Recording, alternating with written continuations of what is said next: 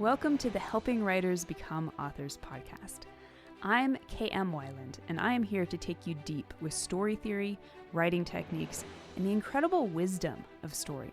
I believe story is the greatest power on this earth, and that as writers, we carry the torch of wielding that power with responsibility, passion, and skill. There's no such thing as just a story. Today, it is my honor and my purpose to help you write your best story, astound the world, and maybe change your life. Hello and welcome. You are listening to Season 17, Episode 29. Every December, I love looking back at my year in books. My reading always ends up reflecting everything else in my life, what I'm curious about, what's inspired me, and how I've grown. And this year, I feel like I really got to fall back in love with reading so much more deeply. For the first time in a while, I wasn't reading for research or a challenge. I was just reading for fun. Late nights, turning pages, underlining favorite lines, chasing that feeling of being completely swept away. I dove into the romantasy craze, rediscovered my love of epic fantasy, and dove into a few fascinating reads on sociology, philosophy, and metaphysics. And it all added up to one of my most satisfying reading years ever. It was fun, thought-provoking, full of books that made me think deeply and feel everything. So today I'm going to share some of my favorite reads from 2025. We'll start with the fiction. First up, we have Iron Flame by Rebecca Yarros. OMG. I don't know if this was actually better than the first book, which made my list last year, or it's just that I'm well and truly hooked now, but I freaking loved this book. Best novel reading experience I've had in probably 10 years. I was experiencing literal anxiety toward the end as the suspense just kept ramping and ramping. And the cliffhanger? No words. I was just happy I came to the series late enough that the third book was literally a week from coming out when I finished this one. Next up, we have A Court of Mist and Fury by Sarah J. Maas. One of my traditions when I travel is that I'll always go to a bookstore in the airport and buy a very overpriced paperback and then haul it around the airport with me, along with my Kindle. And this year I started reading Sarah J. Maas's books. I found the first book, this is the second one, I found the first book in this series intriguing, even though it totally threw me when it shifted its male main characters. But this one was perfection, chef's kiss. I loved the usage of a single POV, the incredibly rich characterization across the board, the beautiful and delicious romance, the stellar world building, beautiful prose. It was just a tour de force. And I've also included the next book in the series on my list, and that is A Court of Wings and Ruin, also by Sarah J. Maas. This one wasn't as electrifying as the previous one, but the delectable and deep characterization across the board, the well-realized world, and the deft progression of plot and stakes makes it eminently readable and enjoyable. And then we have Orlando by Virginia Woolf. My word for this is sublime. It's a profound poem of magical realism that stays grounded in its never-ending charm and humor. Amidst the taken-for-granted absurdities of the main character's very long life, there arises an almost ineffable perspective on the infinities that reside within all of us amidst our strange relationship to time, the paradox of our short and finite lives, feeling like they are somehow attached to all things and all time at once. And the last book on my fiction list is Wicked, The Life and Times of the Wicked Witch of the West by Gregory Maguire. So I started this book many years ago when I was probably too young to get it. Returning now after watching the film adaptation and the Broadway musical, I was delighted and swept away by the story, which in many ways is as different from the musical as it is from the original Wizard of Oz. The prose is a delight, as is Elphaba, the main character. The first half of the book is by far the strongest. The second half doesn't pack quite the same punch as the first, especially the heady years of Elphaba as a budding radical at Shiz University. On the whole, I feel where the musical falters, the book is better, and where the book falters, the musical is better. Particularly taken together, they are a tour de force of that rare thing, a frothy entertainment that is powerful in its thematic subversiveness.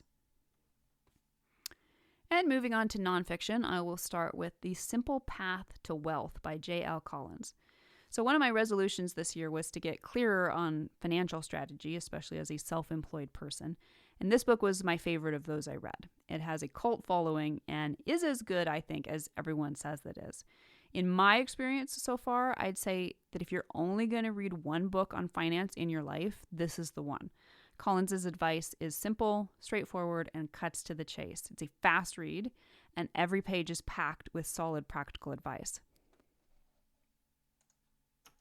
Next up is The Essential Rumi, translated by Coleman Barks. If I could give this book more than 5 stars, I totally would. What can one even say about Rumi that is sufficient? Sacred transmissions and poetry of the soul. There's so much wisdom and pathos and cheekiness and depth beyond depth. I will read Rumi all my life.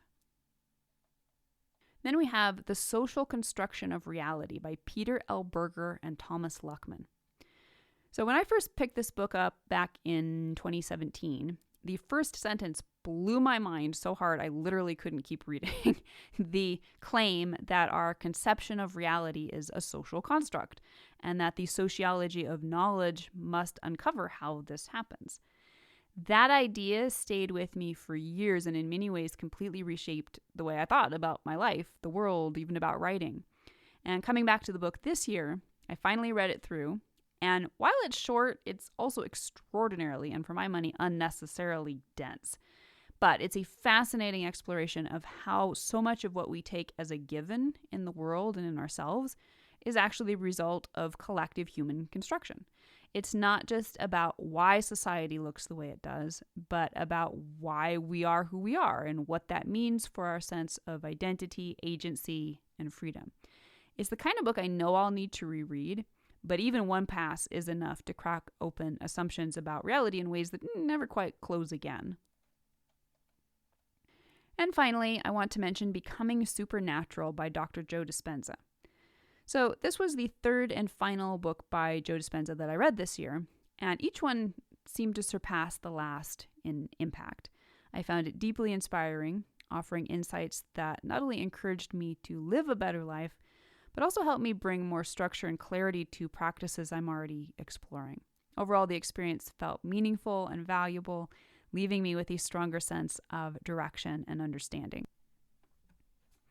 So that's my top 10 books for 2025.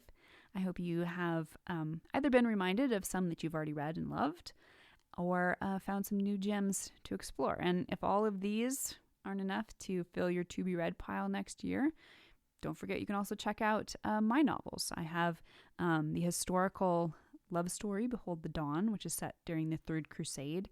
And then we have my portal fantasy, Dreamlander, a diesel punk adventure story, which is about a biplane pilot in 1920s Nebraska, and a gaslamp fantasy called Wayfarer. So this is the last podcast of the year. Thank you for being with me throughout the year.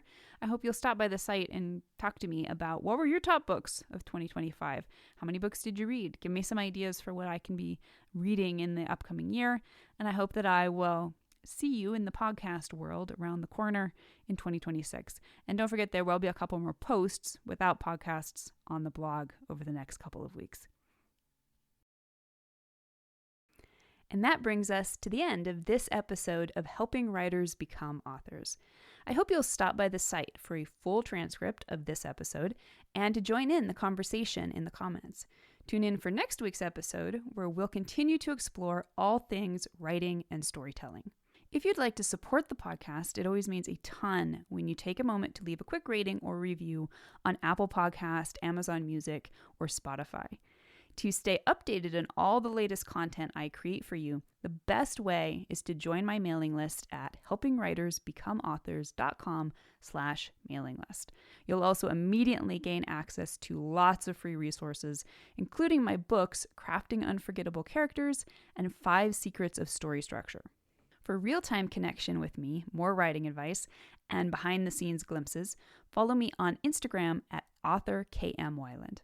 A heartfelt thank you to each one of you for your support and enthusiasm, and especially those of you who support my work on patreon.com/kmwyland. You help make my site, this podcast, and so many other resources available to writers everywhere. So until next week, keep writing, keep dreaming, And most importantly, keep being true to your stories. Thank you for being part of helping writers become authors.